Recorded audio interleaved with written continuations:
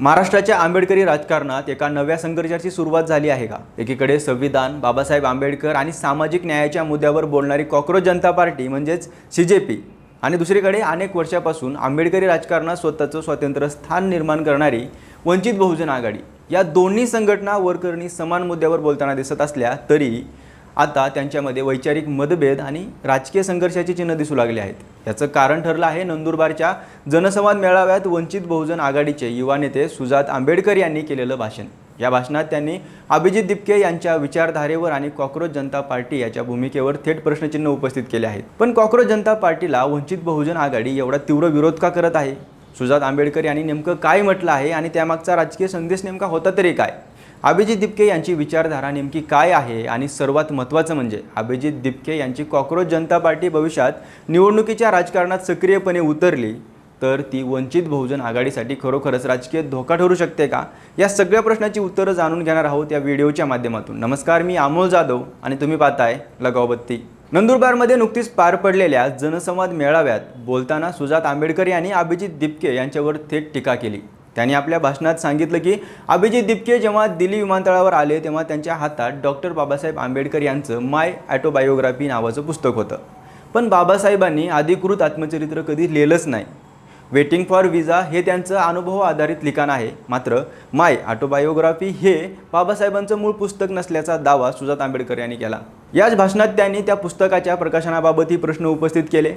त्यांनी असा आरोप केला की संबंधित पुस्तक हे डायमंड प्रकाशन संस्थेचं आहे आणि त्याचा संबंध RSSशी आहे, त्यामुळे बाबासाहेबांच्या विचारांबाबत चुकीचे संदर्भ देण्याचा प्रयत्न होत असल्याचा संशय त्यांनी व्यक्त केला। एवढंच नाही तर हातात निळा झेंडा आहे पण आम्हाला रेड फ्लॅग दिसतोय, अशा शब्दात त्यांनी अभिजित दिपके यांच्यावर अप्रत्यक्ष निशाणा साधला। तसंच आंबेडकरी समाजाने कोणताही निळा झेंडा पाहून भावनिक होण्याऐवजी त्यामागची विचारधारा तपासून पाहिली पाहिजे असंही ते म्हणाले। आता प्रश्न असा आहे की जर हा संवाद केवळ एका पुस्तकापुरता मर्यादित असेल तर एवढ्या मोठ्या सभेत त्यावर इतकी आक्रमक भूमिका घेण्याची गरज का पडली? त्यामुळे अनेक राजकीय निरीक्षकांच्या मते हा संघर्ष प्रत्यक्षात पुस्तकाचा नसून आंबेडकरी राजकारणातील भविष्यातील नेतृत्वाचा असू शकतो। महाराष्ट्रात दलित, बहुजन आणि आंबेडकरी मतदारांमध्ये वंचित बहुजन आघाडीने गेल्या काही वर्षात स्वतःचं स्वतंत्र स्थान निर्माण केलं आहे। प्रकाश आंबेडकर यांच्या नेतृत्वाखाली वंचित बहुजन आघाडीने अनेक निवडणुका लढवल्या, स्वतःची संघटना उभी केली आणि स्वतःचा मतदार वर्ग तयार केला। अशा परिस्थितीत जर एखादा नवा पक्ष त्या मतदार वर्गाशी संवाद साधू लागला तर त्याकडे दुर्लक्ष करणं कोणत्याही राजकीय पक्षासाठी शक्य नसतं। अभिजित दिपके आणि CJP हे स्वतःला संविधानवादी आणि आंबेडकरीवादी विचाराच्या जवळ असल्याचं सांगतात, त्यामुळे भविष्यात त्यांनी सक्रिय राजकारणात प्रवेश केला तर त्याचा संभाव्य मतदार वर्ग आणि वंचित बहुजन आघाडीचा मतदान वर्ग यामध्ये काही प्रमाणात समानता दिसू शकते। हाच मुद्दा वंचितच्या चिंतेचं कारण असू शकतो, कारण भारतीय राजकारणात अनेकदा नवीन पक्ष स्वतः मोठा विजय मिळवत नाही पण तो काही हजार मते घेतो आणि त्याचा फटका मूळ पक्षाला बसतो। विशेषतः महाराष्ट्रासारख्या राज्यात जिथे अनेक मतदारसंघांमध्ये विजय आणि पराभव याचा फरक फक्त काही हजार मताचा असतो। मात्र या संघर्षाचा दुसरा आणि अधिक महत्त्वाचा पैलू म्हणजे वैचारिक नेतृत्वाचा प्रश्न। आंबेडकरी चळवळ ही केवळ निवडणुकाची चळवळ नाहीये, ती सामाजिक, सांस्कृतिक आणि वैचारिक आंदोलन म्हणून विकसित झाली आहे। त्यामुळे या चळवळीत खरा आंबेडकरी विचार कोण मांडत आहे हा प्रश्न अत्यंत संवेदनशील मानला जातो। सुजात आंबेडकर यांच्या भाषणातही हा मुद्दा स्पष्टपणे दिसतो। त्यांनी केवळ पुस्तकावर टीका केली नाही तर अप्रत्यक्षपणे CJP याच्या वैचारिक विश्वासार्हतेवर प्रश्न उपस्थित केला आणि या संदर्भात RSSचा मुद्दा समोर आला। सुजात आंबेडकर यांनी संबंधित पुस्तकाच्या प्रकाशनाचा संबंध RSSशी जोडला आणि त्यावरून संशय व्यक्त केला। आंबेडकरी राजकारणात RSS हा अत्यंत संवेदनशील विषय आहे, त्यामुळे एखाद्या नव्या पक्षाला किंवा नेत्याला RSSशी जोडण्याचा प्रयत्न झाला की त्याचा राजकीय परिणाम होऊ शकतो। मात्र इथे एक गोष्ट स्पष्टपणे लक्षात घेतली पाहिजे, सध्या सार्वजनिक पातळीवर अभिजित दिपके किंवा CJP हे RSSच्या विचारधारेवर चालतात याचे कोणतेही ठोस पुरावे उपलब्ध नाही, त्यामुळे असा निष्कर्ष काढणं योग्य ठरणार नाही। पण राजकारणात संशय देखील अनेकदा वास्तवा इतकाच प्रभावी असतो, त्यामुळे हा मुद्दा चर्चेत राहणं स्वाभाविक आहे। या संपूर्ण वादात आणखी एक महत्त्वाचा मुद्दा म्हणजे तरुण मतदार।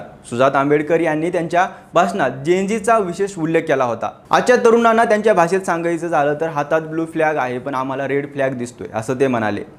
यामागे एक राजकीय संदेश दडलेला दिसतो, कारण आजचं राजकारण केवळ सभा, मोर्चे आणि बॅनरपुरते मर्यादित राहिलेले नाहीयेत। सोशल मीडिया, YouTube, रील्स आणि डिजिटल प्रचार याचा प्रभाव प्रचंड वाढला आहे। अभिजित दिपके यांची ओळख ही मोठ्या प्रमाणात सोशल मीडियातून निर्माण झालेली दिसून येते। त्यामुळे भविष्यात जर त्यांनी या डिजिटल लोकप्रियतेचं रूपांतर राजकीय संघटनेत केलं तर ते तरुण मतदारांमध्ये प्रभाव निर्माण करू शकतात आणि कदाचित हाच मुद्दा वंचितसाठी सर्वात मोठं चिंता असू शकते। कारण कोणताही प्रस्थापित पक्ष वर्तमान मतदारांपेक्षा भविष्यातील मतदारांबद्दल अधिक सावध असतो। आजचा जेएनजी मतदार उद्याचा निर्णायक मतदार असू शकतो, त्यामुळे या वर्गावर प्रभाव मिळवण्याची स्पर्धा आधीपासूनच सुरू झालेली दिसते। राजकीयदृष्ट्या पाहिलं तर वंचितची प्रतिक्रिया ही केवळ एका पुस्तकावरची प्रतिक्रिया वाटत नाहीये, ती एका नव्या राजकीय शक्यतेवर दिलेली प्रतिक्रिया वाटते। सीजेपी अजूनही संघटनात्मकदृष्ट्या मोठी नाहीये, त्याच्याकडे निवडणूक जिंकण्याचा इतिहास नाहीये, तसंच त्याच्याकडे राज्यव्यापी जाळंही दिसत नाहीये आणि अद्याप ती पूर्णपणे निवडणूक राजकारणात उतरलेली नाहीये। पण अनेकदा राजकारणात पक्षाच्या वर्तमान ताकदीपेक्षा त्याच्या भविष्यातील शक्यतेची जास्त भीती असते। म्हणूनच खरा प्रश्न हा नाहीये की सीजेपी किती मोठी आहे, तर प्रश्न हा आहे की ती पुढील काही वर्षात किती मोठे होऊ शकते।